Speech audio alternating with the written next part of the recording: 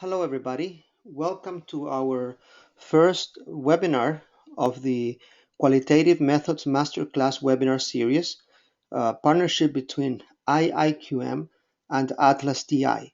I'm Ricardo Contreras with ATLAS.ti. So today we have as a guest Dr. Trena Paulus from the University of Georgia.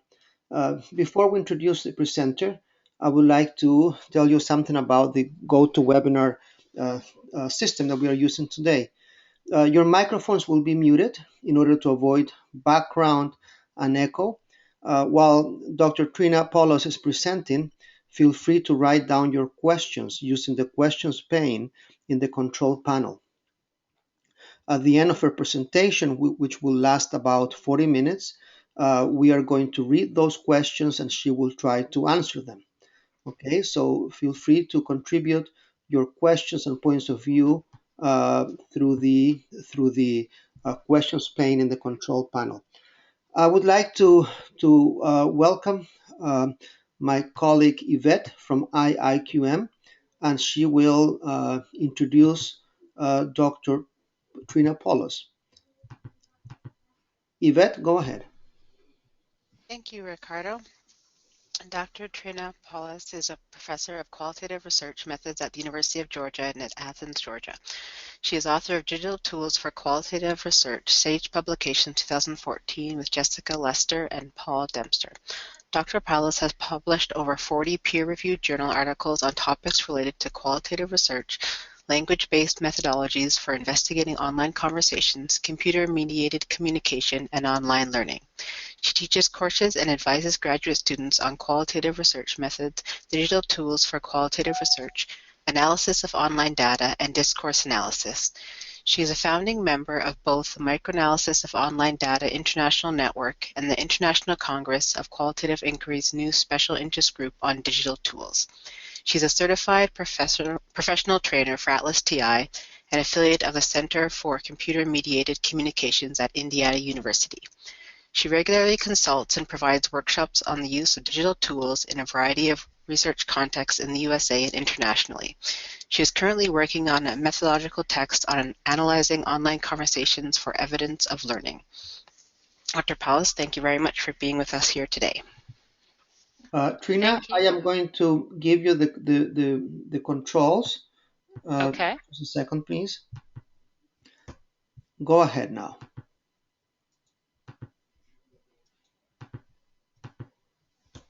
How is that, Ricardo? Perfect. Thank you. Great. Well, thank you, Yvette, and thank you, Ricardo, for the invitation to speak today as part of the webinar series.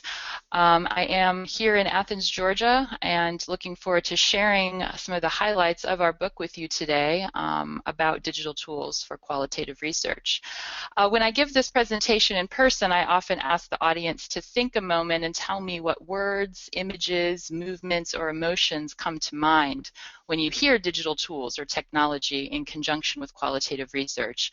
And I usually get a range of responses from intimidating and terrifying to exciting, with great potential, and efficient and effective. So I think that a lot of us as qualitative researchers have diverse thoughts and feelings about using technology more frequently in our research. As any good qualitative research, I feel like as any good qualitative researcher should, I feel like I should start with a bit about my own positionality and how I came to be interested in this topic. I actually grew up in northern Indiana in the third largest Amish community in the country.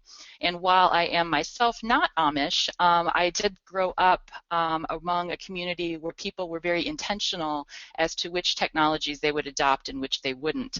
I'm definitely not an early adopter myself. I really have to be convinced that the technology tools are worth the time and energy it takes to learn them. Personally, I would always rather be out in the mountains away from technology. But as you know, as academics, we are often behind a computer more and more these days, mobile computers or desktop computers. And so it's really my students, who you see pictured in the bottom right, who really have challenged me over the years to think more intentionally and carefully about how technology impacts our work as qualitative researchers. And that's my co-author, Jessica Lester, and some of my students who helped kind of conceive a lot of the ideas in this book from their own research research experiences and what they wanted to learn how to do as part of our qualitative research courses. So what I'd like to share with you today is a little bit about what I see as the history of technology and qualitative research, and then go through and talk a little bit about how digital tools are really important across the entire research process. I'm going to talk a bit about free and inexpensive tools, as well as tools that you may already be using, but just never thought about using them for research. And then, of course, touching upon the qualitative data analysis software packages that many people equate with digital tools, but I argue are just one part of digital tools that can be used in our work. And here you see some of the many software packages that are available to us these days. And then, of course, there'll be some time for questions and answers. Historically, I would say that there's been something of a contentious relationship between technology and qualitative research, and often the debates in the literature have been around how data analysis software impacts the analysis that we do. Some have noted that that computers are almost alien to what we do as qualitative researchers. And my theory about that is that qualitative researchers tend to be people. We like to interact with people face to face. We want to hear people's stories. We're not necessarily people who are drawn to technology, and so we worry a lot and think a lot about how letting technology get between us and our data, or us and our participants, or us and our research context, how that may be problematic. I think there's also been a fear reflected in the literature that computers are going to replace us as the researcher, and in fact, when I talk about data analysis software, there's often a misconception that it's the qualitative version of SPSS or SAS. But of course, it's much different than that, because the kind of work that we do is different. And so it's one of the reasons we wanted to write the book, was to talk a little bit more hopefully and enthusiastically about technology, while also acknowledging some of the reasonable concerns that are out there. So in preparation for writing the book, I actually did an analysis of introductory qualitative textbooks with 2 colleagues to look at how technologies are introduced to students through these books. What we found is that only recording devices, which we need for interviews, of course, transcription machines that we also need for our interviews, and data analysis software were addressed. Those are the only real mentions of technology that our introductory textbooks are including. And we noticed that there are a lot of discourses of caution and fear, especially around software, in most of the books, whereas a few of the books really did talk about the opportunities and possibilities of software. And we took note of that and thought about that a lot as we were working on designing our book, and of course, just as professors and researchers, knowing that new technologies are a part of our world. There's really no escaping that. They're already used by our participants and by the researchers that we are training. They can't be avoided, and I would argue we shouldn't avoid them. And we argue that using technologies in a meaningful way can afford greater transparency in our work. It helps us collaborate. It helps us engage in reflexive practice. And they also introduce some ethical dilemmas that are important to be aware of too. So going beyond data analysis software, digital tools can be used to engage in reflexive practice and also consider ethical issues, to collaborate, to review the literature, to help us generate data in new ways, to transcribe our recorded data, to analyze both textual data and multimedia data, and also to represent findings. And so I'm just going to touch briefly on some different tools that help us with every phase of the qualitative research process as it's represented here. So I don't know how many bloggers we have in the audience. Of course, blogs have been around for a very long time, not necessarily a new tool. But one of the first things I do in the courses that I teach are have my students set up a blog, generally outside of our learning management system, so they can continue to have access to that blog after the course is over, and engage in reflective writing around the readings, around their research studies, around everything that they're learning as they become a researcher. What blogs allow us to do, of course, is to have an audience for this writing. It moves it from the private sphere to the public sphere, which does make that reflection more transparent. And it also allows me as their advisor and their colleagues, and maybe sometimes even their participants, to comment on those blog posts. And so this kind of establishes the norm of writing as a reflexive activity in a way that is publicly visible, and a way that's also you can keep private because you can password protect these blog spaces. And I've had several students over the years continue this blog throughout their dissertation work as a way of updating both participants and committee members and colleagues on what they're learning.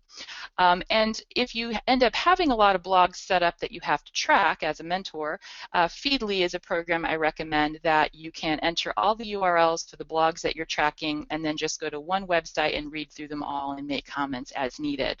So that's just an example of a simple tool that a lot of people are already familiar with that can really help with encouraging students to start writing early in a way that keeps them accountable and reflexive throughout the process.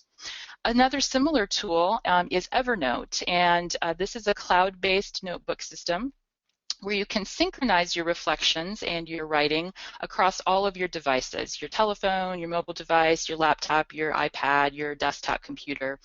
And a Microsoft OneNote also offers a very similar system, and some people are already using that. But you can create notebooks, and so you can have a notebook for each project. You can very easily enter pictures, image, texts, but I think for reflexivity purposes, it's just nice to be able to go out into the field and enter some reflections and some notes about how you're struggling with what you're seeing in the field, or just reflecting on your data. Type that into your mobile device and then synchronize it back with your computer when you get into the office and to write out those notes in more depth. So Evernote is another good system for that. And finally, and so both blogs and Evernote are free, at least the basic version of those. But one thing I want to point out is that all of the major data analysis software packages can support almost every phase of the research process. Now, the screenshots that you're going to see are mostly of ATLAS.ti, and that's only because that's the tool that I'm most familiar with. MaxQDA and Vivo and some of the other packages too afford these same features and tools. They just might look slightly different. So the memo feature that ATLAS.ti provides is a very easy way to continuously engage in writing and reflection around your analysis process and the data. And that's just, as you can see, a little notepad comes up and you can write your memo and then carry on with your study, but it keeps everything together with your data. So moving on next to networking and collaboration, Google Scholar and a lot of these academic, what I call academic social networking sites, can be very useful tools. If you don't have your Google Scholar profile set up, I would recommend that you do. It's a really great way to keep track of who's talking, who's citing your own articles, and then you can also follow the scholars that you're interested in. So I always encourage my students to see if scholars in their field have their profile set up and to follow them so they can know when new articles are coming out. Academia.edu and ResearchGate are two other social academic networking sites that are quite popular. There's been some controversy lately around whether or how you should actually upload your published work, because there's some copyright issues there.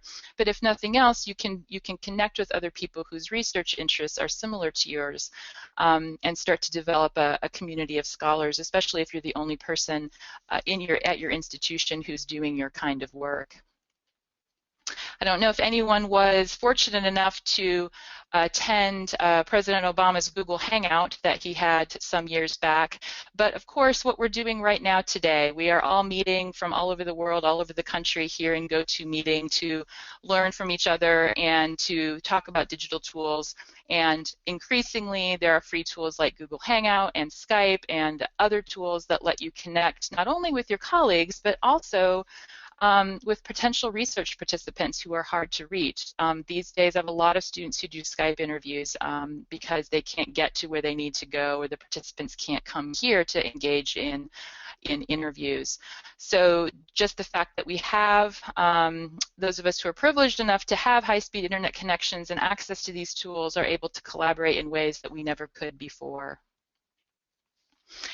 Obviously, the cloud definitely has made collaborating much easier. Dropbox, OneDrive, Google Drive all offer cloud-based storage where you can easily share your research documents with your collaborators or your participants. Of course, you have to think about security in terms of how secure are these spaces. I've heard arguments on both sides that often these companies keep their data more secure than universities do, but I've also heard vice versa and concerns about who has access to these cloud storage devices may not always be who you think they are, but there's no doubt that the cloud has really changed how we do our work. Some data analysis software tools, such as Deduce, actually operate from the cloud, which makes collaborating on data analysis so much easier and allows all sorts of new things where you can have different people logged into the same program and actually do your work synchronously at the same time. And that can be very beneficial on team projects. The other software packages such as ATLAS.ti make it possible to collaborate maybe on separate copies of the project file, but you log in as yourself, do the work that you need to do, and then you merge those files. And as you can see here, the author of the memo is tracked by name, so you can see where I wrote the memo versus where Jessica wrote the memo. And on the bottom screenshot, you can see where each of us applied our codes to the data, and then that served as a starting point as a very transparent way to see how we worked on the file and to engage in our next round of collaborative discussions about the work. So moving on to literature reviews, I don't know if anyone else's desk looks like this when you're doing a literature review. A student of mine actually took this picture without me knowing it a few years ago, and she was laughing because there's all this paper, but I was very, very careful to have a reusable coffee mug because I wouldn't want to hurt the environment by killing all of these trees. So paper-full literature reviews can be problematic, not in the least because for those of us who travel a lot, it's hard to lug all of the stuff all of the different places where we're going. And so for many years, my students tried to talk me into adopting a paperless literature review process that digital tools certainly enable.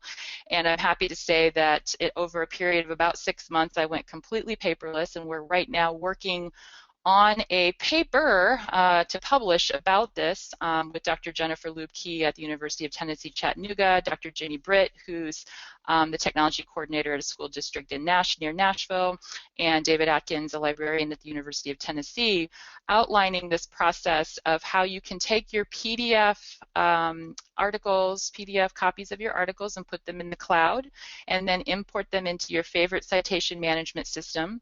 Use your favorite tablet app, be it an iPad or something else, to annotate those articles, curl up on the couch or on the plane and highlight and write away. Mendeley or Goodreader both support that. And then take those annotated and highlighted articles back into cloud storage and then pull them into your preferred data analysis software program to analyze. And NVivo and EndNote have really gotten together lately to really promote the synchronization of those tools for paperless literature reviews. And I do use ATLAS.ti for my own literature reviews. So again, this process is not tool specific. The process can be enacted with lots of different tools, but I find my graduate students very excited about the possibilities that this affords. Here's an example of what the Goodreader app looks like. I can just pull up the article on my iPad and highlight and do freestyle annotations, type comments, lots of different annotation features, and that was really what made me adopt this process, was because I didn't have to read articles on my laptop anymore. You still can, of course, but it's somehow easier for me with the tablet. Mendeley also affords an annotation app now where you can not only use Mendeley as a citation management software, but you can annotate your articles on your mobile device and then synchronize it with the citation management system. And then pulling it into ATLAS.ti or another software platform, basically what I do is I start with my annotated and highlighted articles, and then I code them accordingly. And so here you see the lit review I was doing while we were writing the book chapter on data analysis software. And you can see that we coded the literature for the idea that one thing that data analysis software does is serves as a container for all of our work. And so I wanted to write up that section of the book, and there were 7 places across the articles that talked about that. So I simply could pull them up and use the code and retrieve feature. And as I clicked on each quotation, it would take me back to that place in the literature where I could then start writing up that section of our literature review. And that can actually be a whole presentation in and of itself. So moving along to generating data, the internet provides not only new tools for research, but also new contexts for research. And if you're interested in this, and this is something that you've been working on and thinking through, these are the 2 books that I've found most helpful thinking through some of the ethical implications, especially when thinking about data and what to treat as data and how. Internet Inquiry by Annette Markham and Nancy Boehm. Of course, they've been internet researchers for a very long time and have thought deeply about this. And then McKee and Porter have a great book on the ethics of internet research that propose a heuristic for how to decide when you need to get informed consent and when you may go a different route for thinking about what you find online as data and treating it as such. So for example, a doctoral student, Doug Canfield, just defended his dissertation last year looking at language learning platforms in Second Life. It turns out there's a lot of language learning classes in Second Life, and he was interested in how people do school online in Second Life versus face-to-face. And so he had to get permission and go through the process of getting informed consent to do that kind of a study that never would have been possible before we had these sorts of virtual environments. Facebook, of course, lots of people are interested in examining Facebook. It's a great site to look at construction of identity. A little trickier in terms of accessing it for research because it is behind a login screen and everybody's Facebook looks slightly different. A lot of Facebook studies will create special Facebook groups in order to have a research group set up so that to become part of the Facebook group, you're agreeing to be part of the research study. But social media, of course, is of great interest, and there's a lot of social interaction and interesting new ways of being going on in many new contexts online. In terms of new tools, we have tools like NVivo's encapture tool, which will basically bring you YouTube, Facebook, Twitter, or LinkedIn data quite seamlessly from social media with just a few clicks, which makes thinking about your engagement in social media, you can start thinking about that on a different level. And so what you see here is that when you bring in these tweets, it will organize it for you immediately by the tweet, when the tweet occurred, who it was retweeted by, what hashtags were included, who posted it, where they posted it from, and then lots of information about those people who are tweeting. You can get a map right away of where exactly the tweets were coming from, and if you click on those pinheads there on the map, it'll take you to the Twitter user. Then you can kind of organize all sorts of charts and graphs. And so, of course, social media like Twitter is bringing us into the age of big data, and as qualitative researchers, we are trying to figure out what to do with that and what our role is with taking a closer, in-depth look at social interactions that are going on in a very large scale. And tools like NVivo's encapture tool is really providing a new way of thinking about that. MaxQDA has a mobile app, as do some of the other software companies. And so the way that we use qualitative data analysis software on our phones can really impact what we do in the field. And so here, MaxQDA is illustrating how the software can be used to write code, take pictures, video, record audio in the field, tag it with location, and then how you put it onto your desktop in order to do more analysis. And how to use mobile devices and apps for research is something that students are always very interested in, as well as colleagues, in trying to figure out what's the unified app that we need to do qualitative research. And it's a very exciting area to think about and to explore for sure, because there's new apps being created all the time. Moving on to transcribing, one thing that I find really exciting about some of the new tools is the ability to synchronize your recording of your interview or your focus group or your naturally occurring conversation with the transcript. Traditionally, we've sort of had our recordings transcribed, and then you kind of even tell the IRB board that you're going to delete that recording and just analyze the transcript. Well, if you do conversation and discourse analysis work like I do, you realize that how things are said is as important, if not more important, as what is said. So the ability to synchronize your transcript with the recording so that you can just click on these timestamps and immediately hear what was said is really, really invaluable. InkScribe is a tool that does this, and one that I teach in my classes.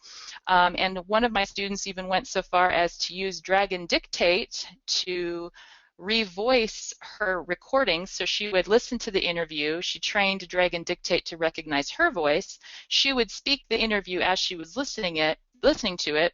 It would, do voice recognition into InkScribe, and then she would add the timestamps. And so that's a nice way to break up typing up your transcripts versus speaking and transcribing through voice.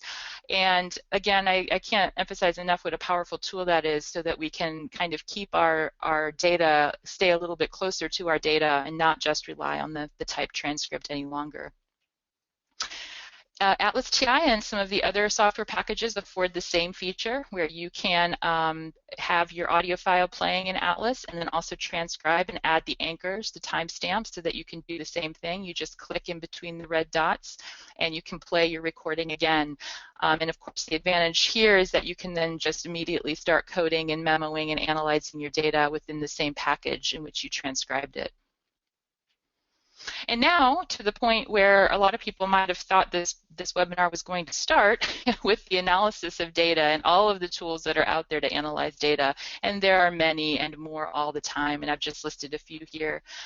This screenshot is from the multiple window feature of Atlas 7, where you can have images up at the same time as video data and text data, and you can create links and codes and memos across all of your data sources, which makes your analysis process visible, transparent, and portable, and more easily able to be shared with others who may want to review it, critique it, comment on it, or just consume the results.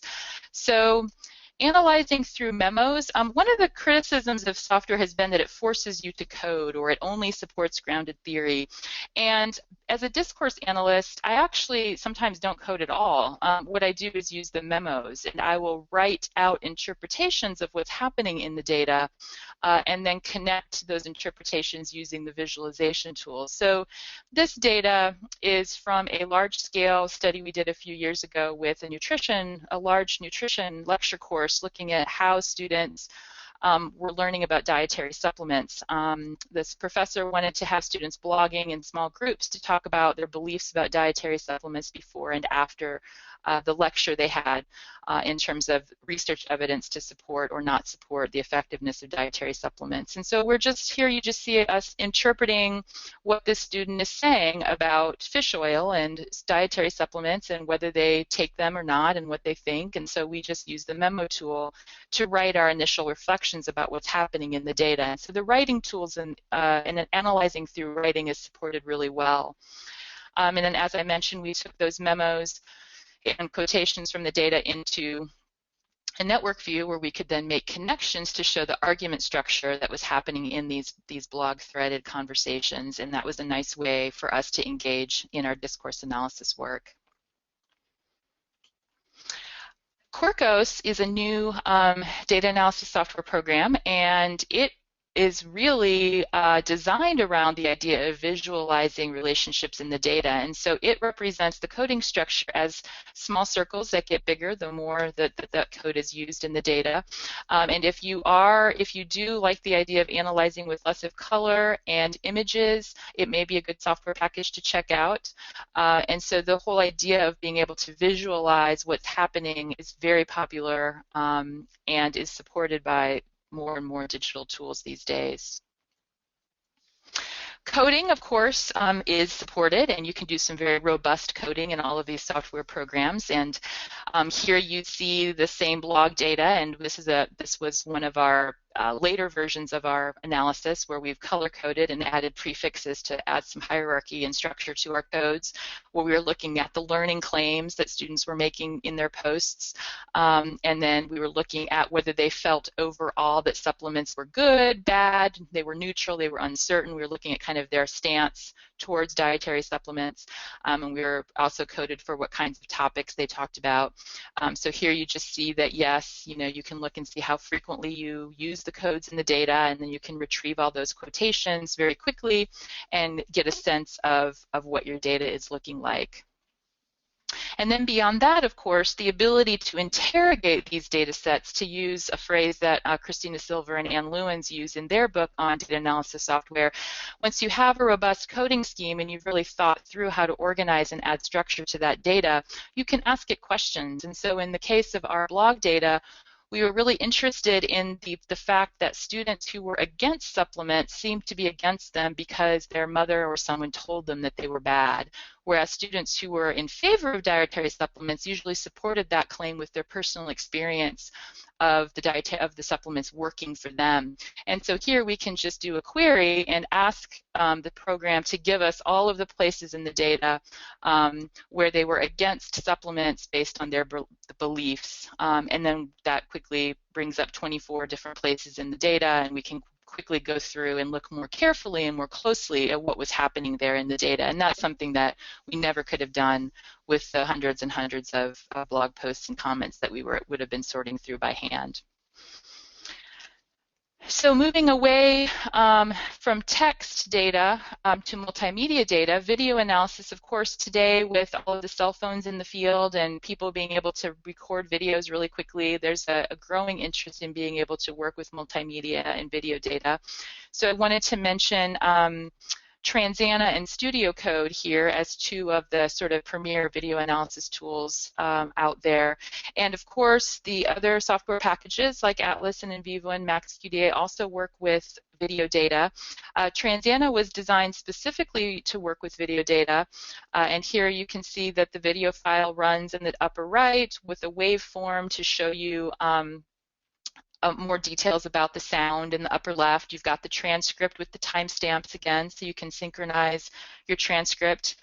And you can actually create more than one transcript and associate that with the video. And then on the bottom right, you have the codes, but then also what Transana allows you to do is create clips of what you're interested in and then create collections of those video clips, so that if you want to see all of the video clips on a certain topic across several videos, you can do that very easily and then watch them all in order and then do a deeper analysis of your data.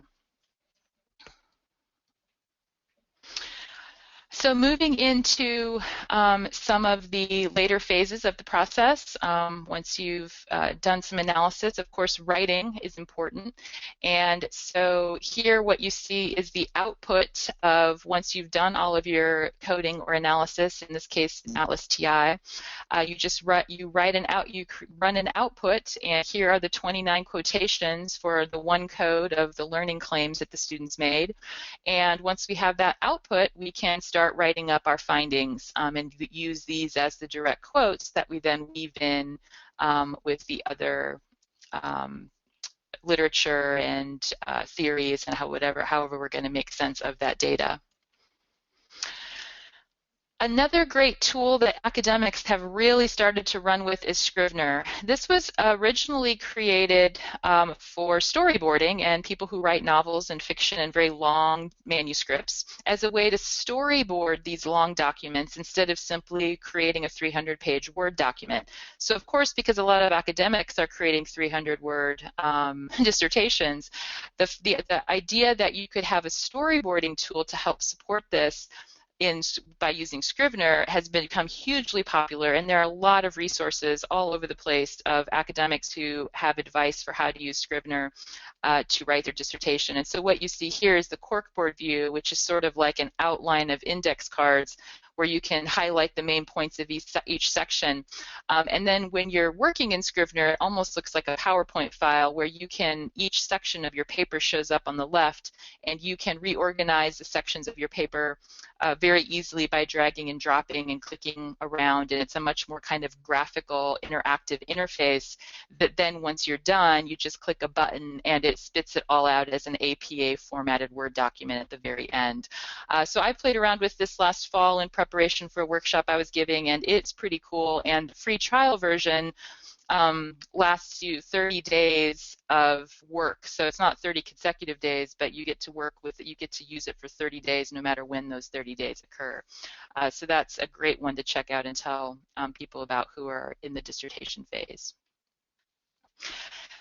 Of course, one of the cool things about digital tools is that it lets us represent our findings in new ways beyond just writing dissertations and journal articles. And so this is an example from McGill University and Concordia University of a interactive website that they posted in order to be able to access original source material, look at videos, look at images in a very interactive way that welcomes the consumer of the research in on a much deeper level. So, with WordPress and, again, going back to the blogging tools that really let you set up a website maybe in a little bit more easier way than we could in the past, really thinking about how to make your findings accessible to a broader audience is something that digital tools really allows us to do. If you're not feeling creating a website is the way for you to go, or you don't feel like you have the resources for that, even simply using a tool like Prezi, which is a more interactive alternative and a web-based alternative to PowerPoint, lets the users click through the findings in a way that can be more engaging, and then you can make this file accessible on the internet, again, to reach a broader audience with your work. And Rebecca Williams from the University of Florida did this with Prezi, and we have a little vignette in the book about her work where she is sharing the results of her research into the notion of machismo, and this is a screenshot from that work that is, you can just click on each number and you can see the images there, and it helps us see it in a more meaningful way. So if you were interested in any of these ideas and you're wondering, you're feeling a little overwhelmed, which often happens when I start to talk about digital tools, I would recommend that you start with the phase of research that you're currently in. And for a lot of people, that's the literature review. And people start to get to know the tools as they're doing the literature review. And what's nice about that with data analysis software is that literature reviews are qualitative data analysis. And so getting to know the tools with literature is a lot less risky than putting your dissertation data in a data analysis tool and hoping that you don't mess up, quote unquote. So a lot of times people get comfortable with the software, especially with the literature review, but you may be in the data collection phase and want to start with exploring some mobile devices. So kind of figure out where you are and then find out what available resources you have. Your colleagues and whatever resources are available at your institution, see what kind of technology workshops they're giving. They may not frame it as qualitative data analysis tools, but there are lots of tools out there that you can use in your work that you just may not have thought about in that way before. There are so many online tutorials and YouTube channels that can really get you started with any of these tools. It's amazing what's available to us online. And for the newer generation, that is how they learn this stuff. They just get the software, watch some videos, and they go. They don't wait for workshops or read books or do any of the stuff that you and I might orient to. I've also found Twitter to be quite the good resource for keeping updated on new releases, new products, new workshops. A lot of companies are on Twitter now, especially what I've noticed is I learned a lot about Scrivener from following their tweets. And then, of course, there are lots of books for those of us who are more old-fashioned that way, and you can get e-versions of the books to read on your mobile device and still stay paperless. And so I would argue that you should engage in just-in-time learning. Don't take a course or a workshop on something if you're not going to start using it right away, because you'll often forget it by the time you're really ready to use it. So the more you can find the resources you need when you need them, the more successful you'll be. And then just try it out and have fun, share your findings with others, and continue that collaborative process. And of course, I should promote the book. I also recommend that you buy our book because we kind of go into this in much more detail. These are some of the resources that I find helpful, just sort of getting a lay of the land of digital tools. And if you want some updates from me and the colleagues I work with, like Christy Jackson and Judy Davidson and Christina Silver, digital tools for qualitative research, you can like us on Facebook or follow us on Twitter, where we try to keep people updated with the new tools that we're finding. So I will stop there and happy to answer any questions that Ricardo might have gathered for me. Thank you, Trina. Thank you very much. So let me see here the questions that have come on our way. Let me see here. There is one from Trish Patton or Payton. Let me give you the microphone, Trish. I will see. You are in South Africa, I believe. Let's try. Go ahead. Hello. Yes, hi. Hi, I'm actually not in South Africa. This was an interesting. I'm in Edmonton, Alberta. This was an interesting. That's okay. It was an interesting little piece that that I discovered when I started trying in Vivo 10's Twitter analysis. I did a very small set of 3 or 4 people that I knew, and my geotag showed up as being in South Africa because I don't have my location services turned on for a lot of social media things.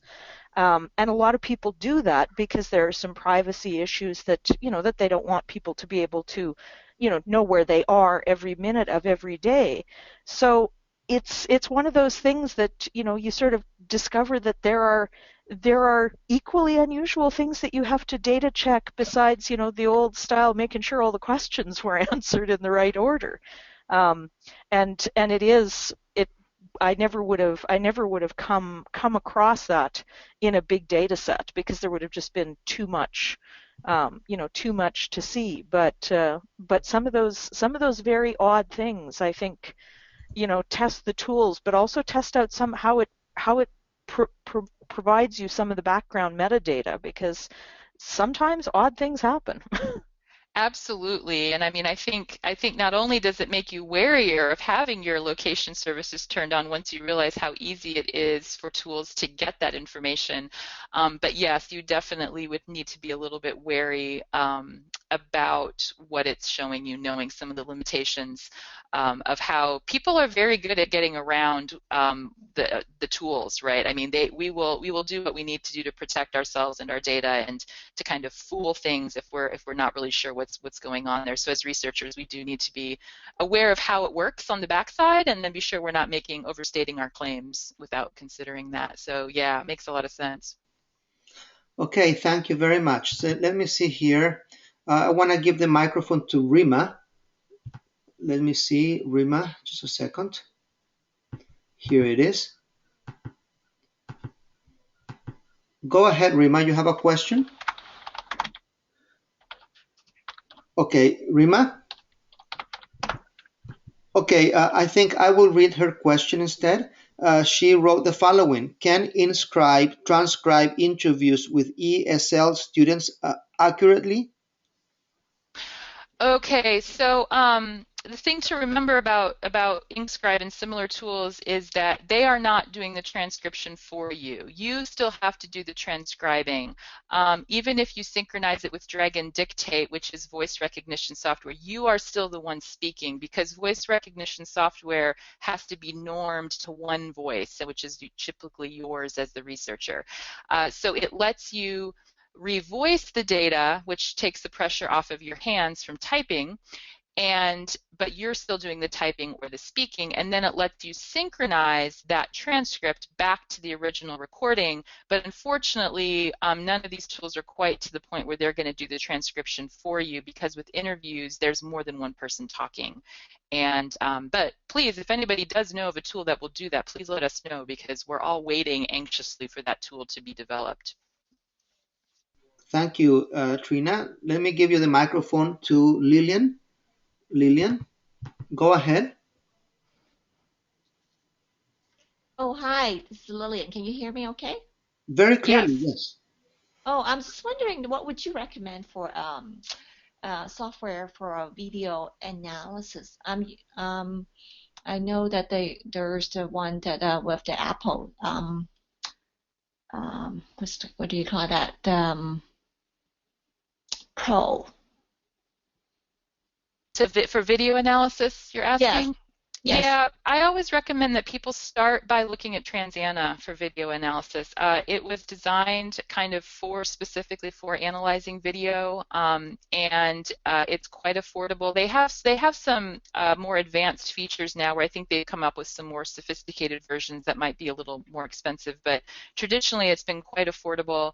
And I don't do a lot of video analysis myself, but my students and colleagues who have used it have been quite happy with it. And then Studio Code is also quite the state-of-the-art video analysis tool, but it's quite a bit more expensive and tends to be used by the medical community. And then if you already are using ATLAS.ti or MaxQDA or NVivo, they do have the ability to analyze video, so it wouldn't hurt to first try those tools and see if they're going to do what you want, and if not, maybe explore one of the other ones.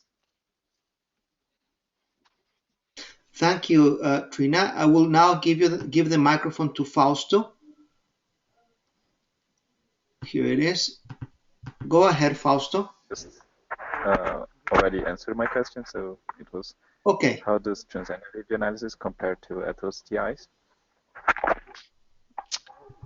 Would you like to add anything else to that, Trina? So yeah, one thing I'll say, what's really cool about Transana is that it does create these collections of clips, and it's sort of designed to do that. It works on a television metaphor, and it's pretty powerful the way it will collect these clips that then you can watch all at once and code the video directly, as well as create multiple transcripts for the video if you want to sort of annotate more than just one layer of what's happening in the video. So it's definitely worth checking out Transana because it does offer, I would say, a little bit some more sophisticated tools than ATLAS.ti does. So it really just depends on what kind of analysis you want to do will really drive which one of those tools is going to be more useful. Thank you, Trina. I will give the microphone to Corey. Corey, go ahead. You have a question? Hi, yeah, I guess I'm thinking about the transcription tools as well as the audio analysis tools, and which ones. I know you mentioned that Transana is fairly reasonably priced, but I'm a sole practitioner, so I'm obviously conscious of cost, and I'm wondering what, from the audio and from the transcription perspective and the coding perspective, are pretty lower, on the lower end of the price scale. Yeah, so if all you're trying to do is transcribe, for transcription, if you were just really wanting to focus on transcription, InkScribe is what I recommend. And for an academic license, I think it's like $39. I might be misquoting that. It's very affordable. And then, Deduce, one of the reasons Deduce is becoming so popular is it's $10 a month to use Deduce for analysis. And so I think a lot of people are exploring that as a kind of month-to-month pricing model, as opposed to some of the packages that have been around longer, which are more of a front-end investment, especially if you're not getting the student rate. And Quarkos is worth investigating too. These are the newcomers on the scene, so as what happens with all of these software packages, the new ones come in, they're more affordable, they aren't quite as sophisticated yet, and they don't do everything yet, but they are very responsive to customer feedback.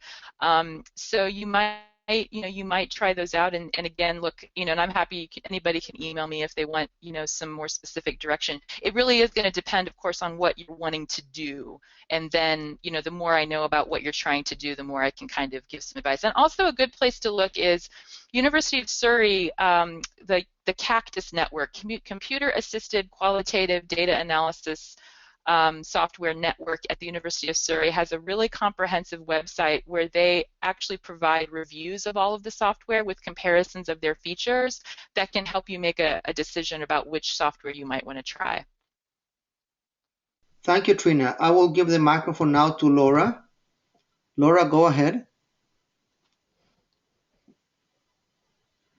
Okay, she may not have a working microphone, therefore I will read her question out loud.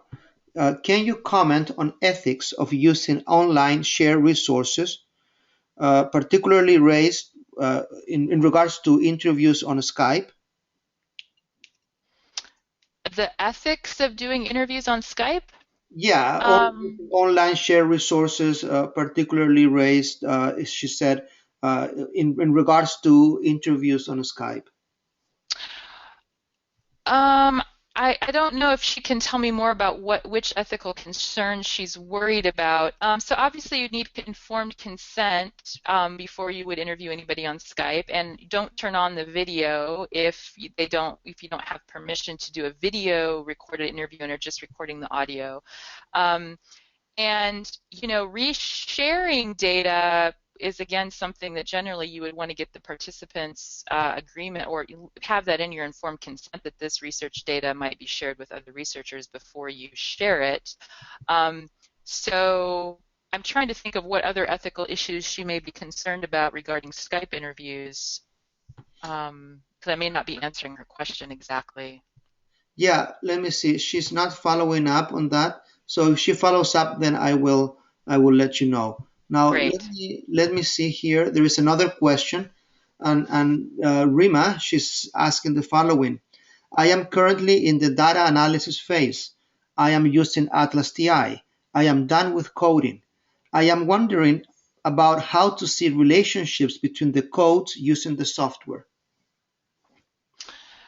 Yeah, that's that is the magic question, isn't it?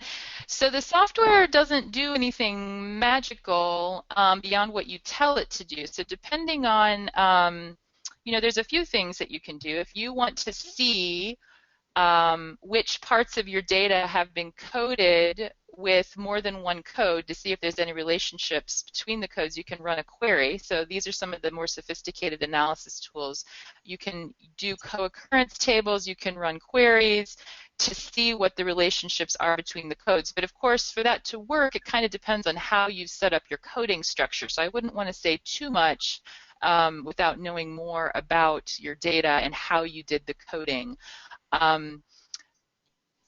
Because you kind of have to kind of think about some of that stuff in advance before you're going to be able to ask relationship questions sort of at the end of the day. So that's probably beyond what I can answer today, other than to say you might watch some of the videos or do some exploring into ATLAS.ti's query tool and co-occurrence tables.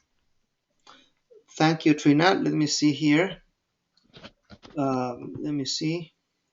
She's asking, Gema de la Torre, she's asking, do you know F4 audio transcription?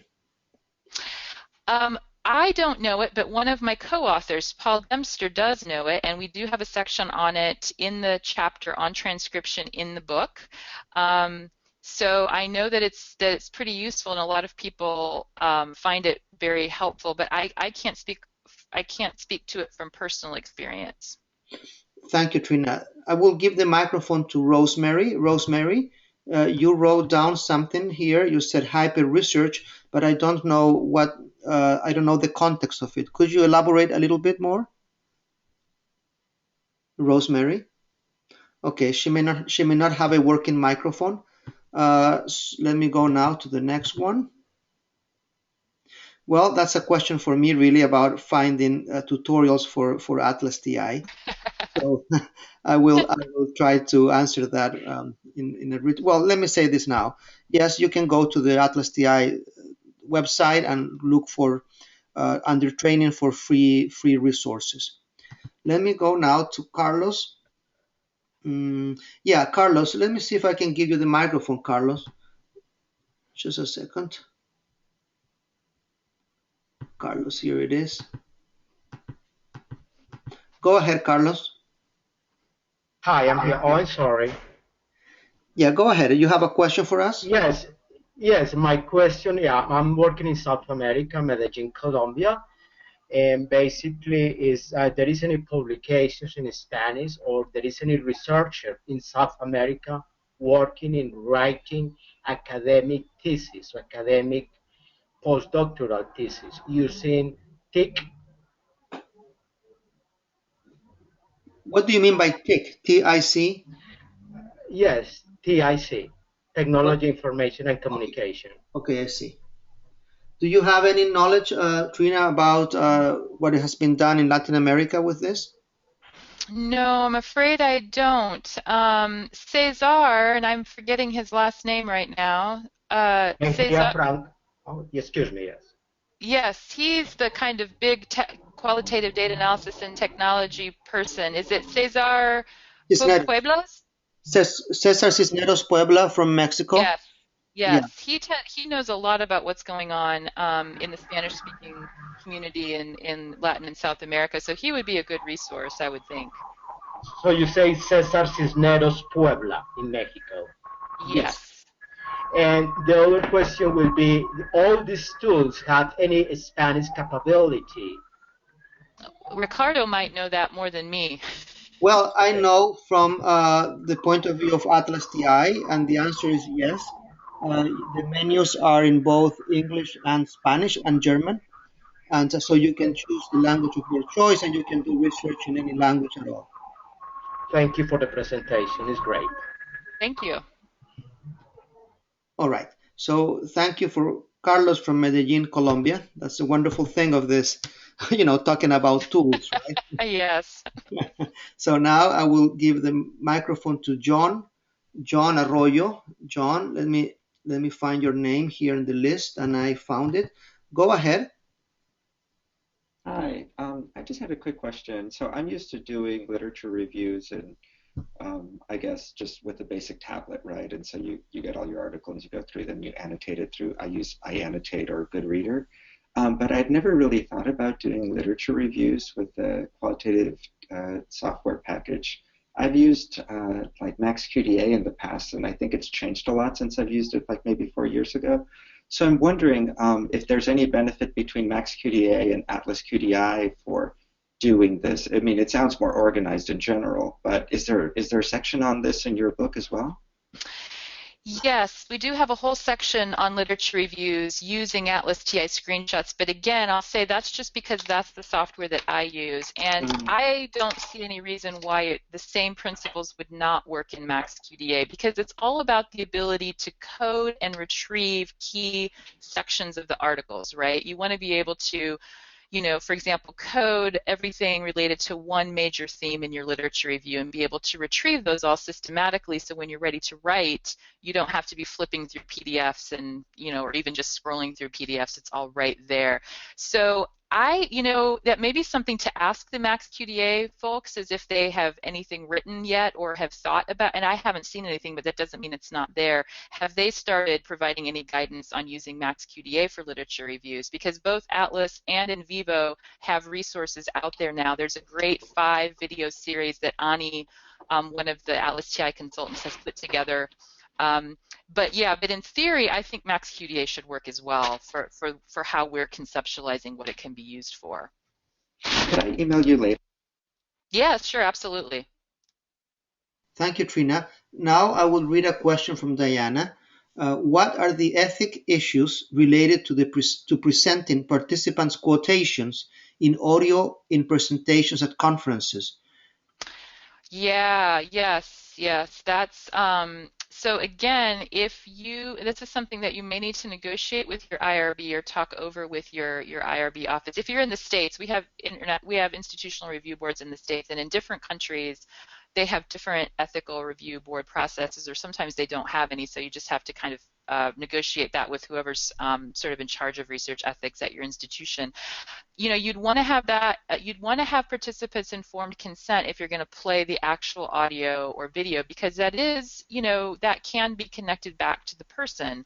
However remote the chance that someone might recognize the voice, they might. So you would want permission for that. And we're so used to saying in our informed consent that we're transcribing the recordings and the recordings will be destroyed, and so it kind of gets rid of the problem. But we don't necessarily want to do that, and we may want to make that video or audio more accessible to the consumers of our research. But again, we'd need the participants' permission for that. We'd need our IRB board to approve that. And so I think it is a negotiation process. The same with trying to publish in innovative ways where you actually include the audio and video clips in the publication online. The same ethical issues you're going to run into, which is it can lead to recognizing your participants, and if they want to be anonymous or you need for them to be anonymous or keep that confidential, you don't want to open up that possibility of them being recognized. And Diana also asked if Mendeley and Goodreader are free software. Yeah, I think Goodreader was like $5 for the app, and then Mendeley is free. Now they've recently been bought by Elsevier, I believe, one of the big publishing houses. It was sort of free, and so that's been a little controversial. But yes, and with a lot of these software packages, it's free for a kind of a limited version, and then you can pay more to get more of the advanced features, but I only have the free version of Mendeley, and it's worked great for me. And I think, like I said, I think Goodreader was $5, and iAnnotate is another option. Actually, you can just do some of this annotating using Adobe Acrobat. You don't have to get too fancy. It just depends on how much flexibility you want with your annotation features. Thank you, Trina. And Corey is asking for the Cactus site. Can you provide that site address? Oh, yeah, though I can't get to it right now while I'm presenting. If you just do a Google search for Cactus, C-A-Q-D-A-S network, Cactus network, C-A-Q-D-A-S network. Yes. Okay, you're talking about the Cactus Network project in the UK. Yes, is that what he was asking? Yeah, I think so. Yes, that's correct. The Cactus Networking project, University of Surrey in the UK. Yeah, so you will get that there. Okay, now we have 13 more questions, but only 1 more minute.